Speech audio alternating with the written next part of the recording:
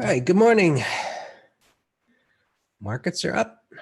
Yesterday, in the afternoon, it looked like maybe today would be a down day, maybe go lower, but nope. You are a little bit of a gap up here again. But overall, this is what I'd call a self-correcting uptrend, meaning, the pullbacks, there's really only one pullback, which was over here. I'm just looking at the cues here. But overall, you see how it, even when it started there in October, chop sideways up, chop, chop, chop, up, chop, and here it violates the trend, but immediately comes right back up again. Chops, this was a nice chop over here because that's what it's supposed to do with the prior high after a topping tail like that. And then it accelerates. And then we get a little concerned because of the acceleration at that time says, hey, I have no more worries. That's how we read the price action. Chop and overlapping bars and tails and gaps communicate uncertainty. But when they just flow like this, it says, it's okay, even though the ranges were narrow.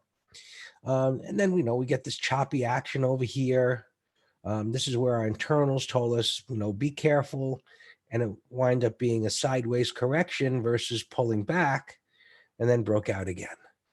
And overall, the last several days, while the market, it grinds higher, you see a lot of overlapping bars there. And now we're at 221 and change or so. 16. So right up at the highs. And it was a little bit nice. Not to have Shaq. You skated that one yesterday, Thomas. You got, out of the fire on that one. That was a good one. And we all make mistakes like that, though, when we're in the process of getting used to software and so on. A lot of people don't realize that. They think, oh, let me just learn a few patterns, and take a webinar. But learning your software, pressing the right buttons is part of the learning process for sure. Anyway, so markets here, you can see the Q's been sideways for the last several days. And as we always do with a gap up, can they hold the gap? So 221, just going back here to the hourly chart, when you see overlapping bars on a daily chart, you're going to find a consolidation on the hourly chart. And so in 221, right there at the top there. So maybe a gap and go since it's coming out of a base, a little bit of a wider base, but it could be a gap and go. Let's see how things go at least for the 5 minutes or so, or see if it breaks back down. So on a short-term basis, breaking down below what would be yesterday's low would be short-term bearish, and that could set a high point. So that's something to keep an eye on for the end of the day here to see if we actually break below yesterday's low and close below it, since we've had these 3 days of sideways price action. So as long as we close, I guess, within the range, it's neutral. And if we close above it, that's bullish and we look for higher prices. Pretty much common sense. Little common sense when it comes to technical analysis. It's based on indicators. I had to throw that in there. I can't resist. So the spiders, a little bit less of that overlap. As you see yesterday, kind of it poked up, little poke there. Each one of these days, actually, little poke higher high, little poke higher high, little poke higher high, and a higher low. So again, this picture of a grinder to the upside, self-correcting uptrend. So it'll be the same analysis, a little bit different pattern, but inside day, do we get above, higher high, higher low again, or down below? And that'll create our bias for tomorrow based on what today's bar does and how it sets up here on the hourly charts. I don't expect anything's going to change on the weekly time frame unless, of course, there was some kind of a larger sell-off and this green bar would turn into a red bar. And then, what we would do anyway, right? Bar by bar analysis would guide us to say, well, if it's a red bar, is it a big deal? And we just simply say, well, how deep does it get into the prior green bar? More common sense. The deeper it goes, the more bearish it is. Could it be any simpler? I don't think so. If it was, I'd find it. So we'll just take another day and see where that goes. Diamonds, right? Maybe a little bit stronger. They were the weaker. Let's go here. Getting above 29,000. Right? Little rejection of the high, but no big deal. And we'll see where it goes today. And let's look at our Russell, right? It's bringing up the rear. We've reviewed the weekly chart. And one of the things that we've reviewed is, does this market top out on a short-term basis, right? When I say top out, short-term basis, hit a high point when the Russell and the transports have finally brought up the rear. And that's what we've been talking about them doing for weeks, and they're finally beginning to participate. So again, the week's not over, but they've cleared this area. Yesterday, it pushed above this little tail that we spoke about, didn't close above it, but still it started, right? It's starting, and it looks like, and so unless something happens, up to the old highs. And in the face of all of that, even to my own disbelief, the wrong way option traders, I don't know, options having, that time element to it and volatility versus, just buying the underlying. And as long as it goes up, you're making money. Whereas with an option, I mean, if you have the pullbacks intraday like we've seen, and then it grinds a little bit higher, maybe it just takes a little bit of, money out of the pocket of that option because of the contracting volatility and just the dips and the coming back. So I'd be interested, I guess if it's a deep in the money, it's got to go up. Dan could maybe explain that a little bit more. He's the option guru. But when something is moving so slow, you're not going to make the money that you would if it just accelerated. Meaning, like, if it got from here to here in one day versus taking 4 days, you'll make more money in options because of just the speed at which it moves. And of course, which options you're trading. But and these wrong way option traders, you can see it's below the red line for 4 days here. And that moving average is just like in the stratosphere. So it's just walking a tightrope here, because sooner or later, they're going to get nailed. Just has to happen, right? So, the breadth, a little deteriorating, picked up a little bit yesterday. Well, actually, a few days ago. Yesterday was pretty anemic as well. But, we've been, hats off to us in the room, whether it's been longs or shorts or credit spreads or debit spreads. It's been going well. So we're all happy there. All right. Futures, it's going to be the same story. It's a grinder, but it's making new highs. You can't argue with the trend.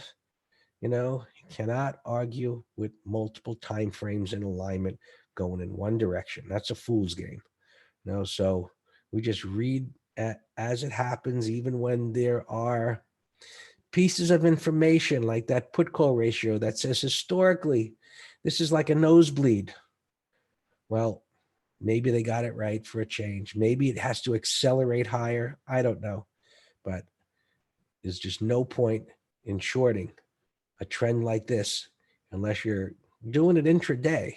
There's nothing wrong with intraday trades against a daily trend like this at the appropriate moment, because if you're trading the futures, like moves like this, you can make good money with that.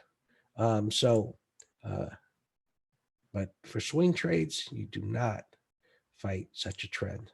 Qs, Same story here, more sideways chop, but it's in the upper half of the green bar. We spoke about that yesterday, right? Where I put this line. Well, as long as it stays in the upper half of that bar, things are okay, right? It's choppy, but it's okay. YM, right? Bring it up. You know, it was choppy and relatively weak. Now it's beginning to outperform and pushing higher. You know, seemed like an extreme thought, but can you imagine if it's got to hit 30,000 before any real selling comes in? It's a real possibility, I suppose, if the transports kick it in and the Russell kicks it in. But you know, day by day, and I said, you know, just to, you know, a close below yesterday's low here in the Qs is going to be something to be concerned with short term for a minor pullback.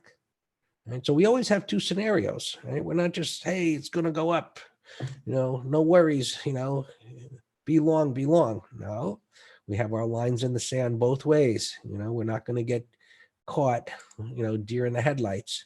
So this still looks higher, right? Looks great. You know, I didn't like this little choppy stuff going on here close to the low, but, and you can see as it tried to get to it, it back off. It tried it, it back off, but the buyers are on the dip. And, you know, this bar is developing, but it looks great for the moment. Right? It's just marching higher, 1700. Keep an eye on those whole numbers. Oil holding the level that we've been looking at since last week. Bonds down here a little bit relatively flat, just, you know, big mess here, but, you know, this looks like it's getting ready to curl up. You know, gold, you know, just waiting here. This could be a great pattern. And what I would like to see it do, things don't always work out the way I want, but this would be a great pattern for me if this, now assuming the market goes up, this probably goes down. This works its way down to my line here. And let's just call it somewhere around here. It makes this lower high, lower low. That would be a great setup looking for this to get long, because on the weekly chart, it'd be nothing but a normal pullback looking to get long. So we'll keep that in mind. I don't think it'll happen this week, but we'll see if that is in the scenario with whatever we're looking for in the broader markets and what will happen in gold here, because gold is still a bullish chart on the higher time frames and even in the daily time frame. There's nothing wrong with this. It's just gotten whippy and a little ahead of itself. So we'll see how that all sets up. And that's it for me, Dan. I went through it relatively quick. All yours. All right, good morning. Yeah, I know, I don't know, we had some discussion and somebody wanting to get bearish on the market yesterday. And all I did was look at the four broader indexes and I said, why? I mean, I said, this spiders is bullish. You know, look at these railroad tracks, all the gap downs negated. Now, you know, Greg talked about the internals. And I use those as just a warning light. Danger, danger.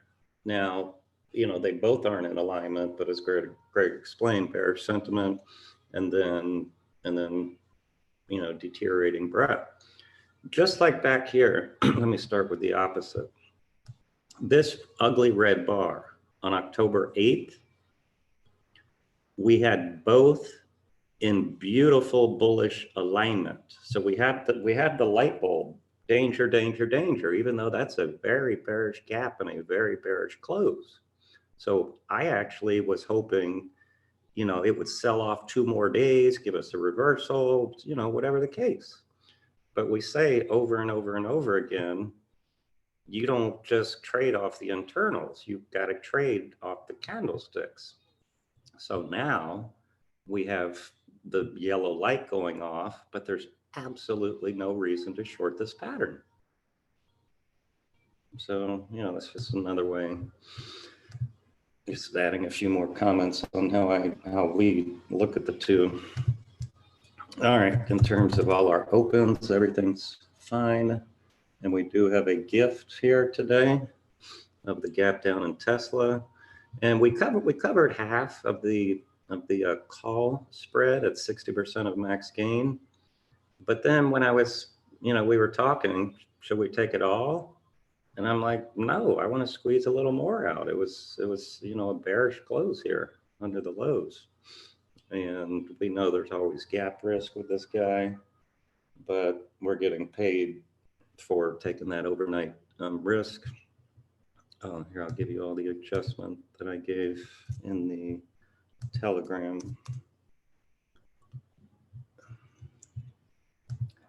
McGraw, so since we are in agreement, we are both right. Yeah, Robert, nervously. Well, yeah, I don't think you have to be nervous per se. It's just, no, I'm not nervous at all. I'm just gonna trade the charts. So, I mean, this is a bullish gap up. Greg's talking about if we trade close under the lows, and I agree, but my bias right now of it, gapping over all of this, I don't think we're going under yesterday's low today, not at all. So I'm still inclined. We'll see what happens in the first 30 minutes, but to do a put spread for tomorrow if there's any juice. All right, let's go right to some gappers. Oh, you've been cutting my winner short. Okay. Yeah, IYT, I had a put spread on this over the high, but we didn't get the desired credit. But we are long this in our ETF trader. But let's, we can keep an eye on that for a put spread for next month. I wish it had weeklies. Schwab here, went up, little breakout failure. Now did this have earnings today? Because it's sure slopping all over the place. I'm going to put this in a window. This would be, yes, that would be a very nice bear call credit spread. Target, there's absolutely no pattern. I had a nasty gap yesterday. There's no support. You got tails on both sides. But, big known companies that get shellacked, I like watching them for a few days. McGraw sent me this, XHB. McGraw, beautiful, beautiful entry over this tail, because then you had 3 tails in a row after breaking out. So that was your entry. I can't enter this thing now, but it looks great. Looks great. Busted out and went sideways, consolidated at resistance. In fact, that would be a good one for me I'm working on an MT live on trading momentum. TSM gapping up, but no pattern, and it's extended. I got no interest. It's also an ADR.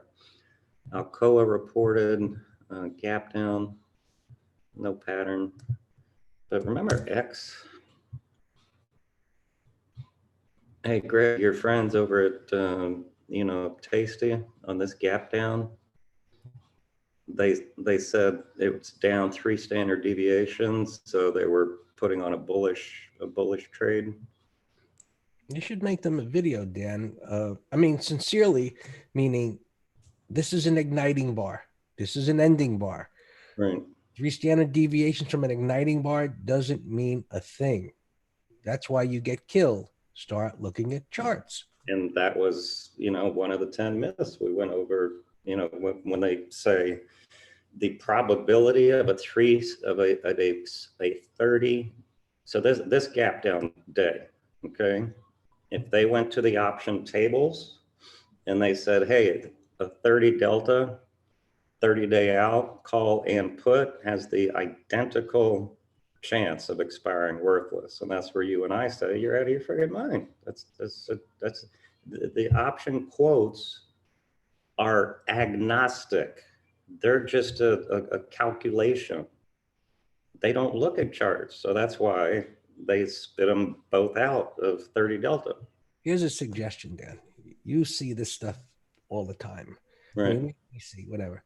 But to have this in mind, I bet since they're statistic-driven traders, I bet you, and I don't, maybe it could take you a couple of months to get the examples, but let's just say you got 30, 40 examples of charts and you grabbed the option table there and you showed what happened after igniting bars and you sent that to Tom.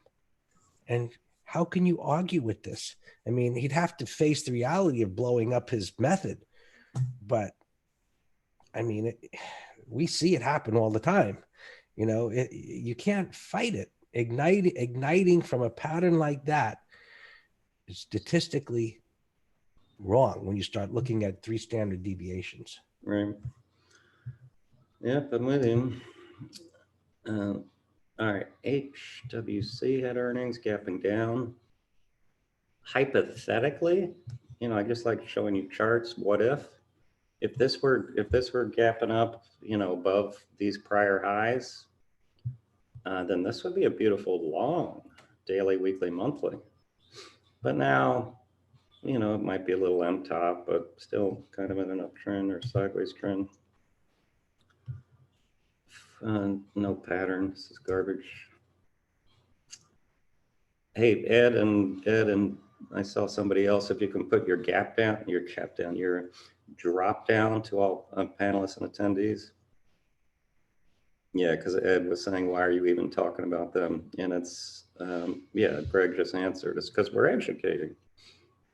And so, you know, Greg, you saying it could take me months and do all that and teach them. My first response is, why? Why do I'm not going to put all that effort to teach them. We'll teach our own subscribers and listeners. All right, I got nothing here. PPG 125, that's a bearish gap. Let's keep an eye on that for a call spread. I can't tell where this volume is, but, well, it's a mess. We'll come back to it. That's a big old mess. I'm just deleting you. IIIN, that's what we just saw. Wow, Bank of New York is not having a good day. Gapping, wow, that's a big gap. You know, no pattern. We got to come back to it.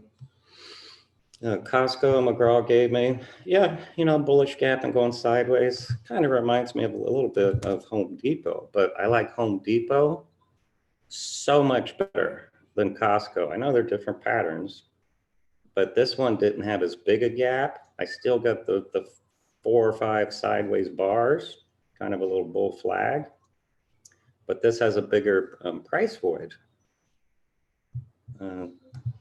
Yeah, so I'm gonna, we have a covered call open in this, but let's keep an eye on it, either to add or rolling out our call higher to next week. TTD, bullish gap up, but it's a mess on the daily. This could though be a, you know, a day trade, maybe a put spread. Wow, this thing's coming back to life. MNI looked like this was just a death consolidation. Now it's gapping up way the heck up here. Nothing to do with it though. Yandex gapping up 45. Wow, it's a bullish gap. But see now it's, you know, extended on the monthly. We'll come back to it. BLL, this was on the list from yesterday that I just said, let's just hold off for today. But if it opens relatively flat here, then I got it on my other computer. It still looks great as a swing trade. SIG, nice monthly 2-bar turn. That's a 180 reversal. It's something like that. But see, so we don't buy gaps that have, you know, up here 8 bars resistance and then it's a gap breakout. We need a pullback. 41.59 save, that's an airline. It's trades very sloppy, but I'll watch it for 30-minute high. XPO, I think, reported they might have a possible, buyout or sale of part of their business, whatever, but the gap's too big. Is Tesla a pullback or more than that? Well, let's see, 497. It's a pullback, all right, but it was expected. I mean, the last couple of days, I've said this jet fuel tank will run out of fuel. It's just a matter of when and under what picture. And then when you have a deep retracement, so 497, this bar, the low is 492. So it's a deep retracement. So that suggests when it is ready to bounce, that it might set up a lower high and possible M top. So if you, I mean, look at the run this thing's made. It's more than doubled in 3 months. More than doubled. So that's a crazy run. You should, just common sense would dictate taking some money off the table.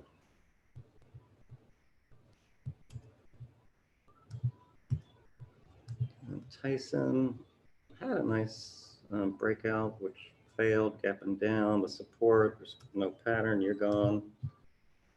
XOP, sloppy. Greg's Coffee Shop.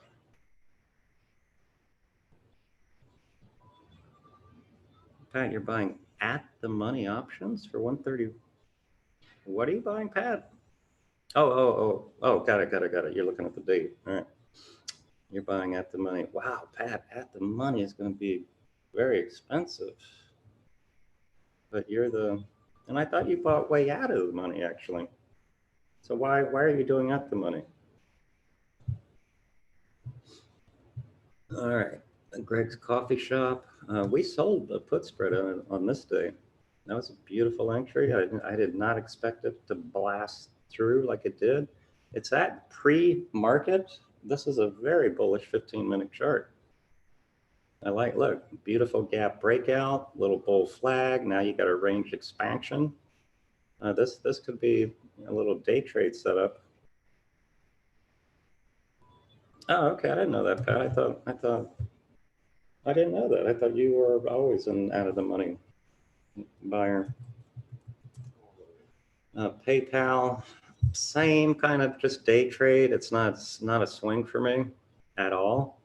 And here was your no-brainer entry over the high of that red bar, because it was a gap breakout, red bar. That would be a perfect example of our MT Live, where we talked about red and green bars ignored. Perfect.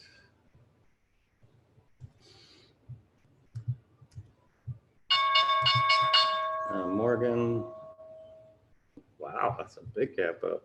Wow, he's it looks like the pain to Bank of New York is Morgan's.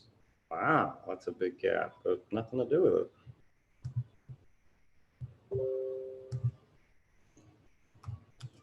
Someone's asking about Amazon on YouTube. You've got a lot of overhead resistance there. We actually were talking about maybe doing a put spread. So this would be a good candidate. It had a nice pop here pre-market. These dotted lines are my pre-market. So that it's a bullish gap, but you got resistance here. So I don't like it as a stock trade, but we love selling short-term options. And this could we never trade in the first 5 minutes. Let's let things settle down. And this could be a put spread idea under yesterday's low. Yeah, 5-minute high. Yep, looks great. And I like the fact that it's pulling in a little bit, because then 5-minute high will give us extra confidence. Yeah, that's great. BLL.